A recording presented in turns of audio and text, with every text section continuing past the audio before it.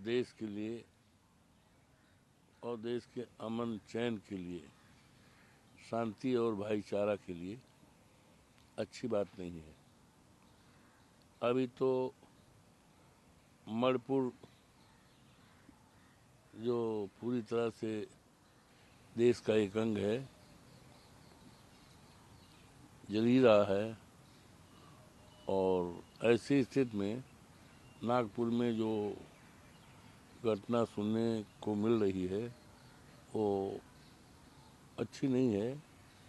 ऐसी स्थिति में केंद्र सरकार से मांग करता हूँ तत्काल हस्तक्षेप करे और किसी तरह से अमन चैन बिगाड़ने की जो कोशिश कर रहे हैं उन पर पाबंदी लगाएं और यथास्थिति कायम रहे, जिससे देश के अन्य क्षेत्रों में, गांव में इस तरह की वारदात, इस तरह के उपद्रव या इस तरह की समस्याएं पैदा न हों। ये केंद्र सरकार की जिम्मेदारी है। तत्काल नेक्स्ट।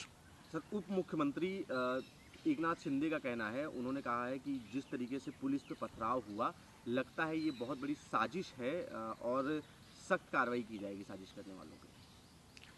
ऐसा है, अब वो सरकार की जिम्मेदारी है ये कि देखना ये साजिश है और साजिश किसके द्वारा है। अगर साजिश है तो उसकी छानबीन होनी चाहिए उच्च स्तर पर, बड़े स्तर पर, और साजिश को नाकामयाब करना चाहिए यदि साजिश है तो।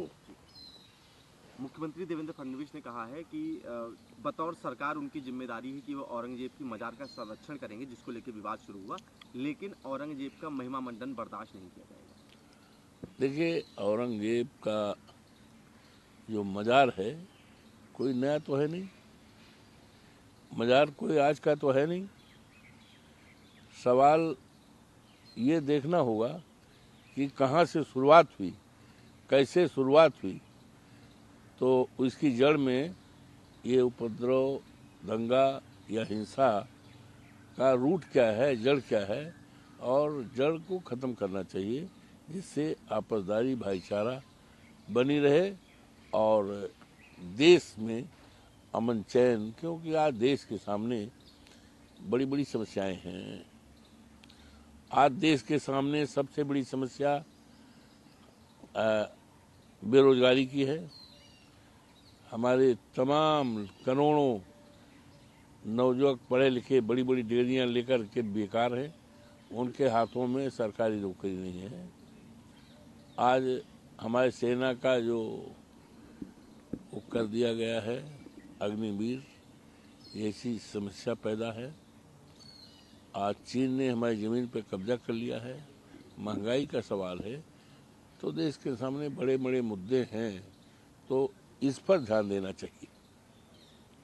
महाराष्ट्र के मंत्री हैं नीतीश राणे, उन्होंने बाबरी मस्जिद जब गिराई गई थी उस समय को याद करते हुए कहा है कि हमारे कार सेवकों ने उस टाइम बैठ के बात नहीं की, जो सही था वो किया। सरकार अपना काम कर रही है, आप अपना काम कीजिए। जो मुद्दे राख हो गए हैं उन मुद्दों पर चर्चा करने की कोई आवश्यकता नहीं है। देश में बड़े बड़े ज्वलंत मुद्दे हैं, बड़ी बड़ी समस्याएं हैं, हमें उनको सुलझाना चाहिए, और जो मुद्दे राख हो गए हैं उसको याद करने का कोई मतलब नहीं।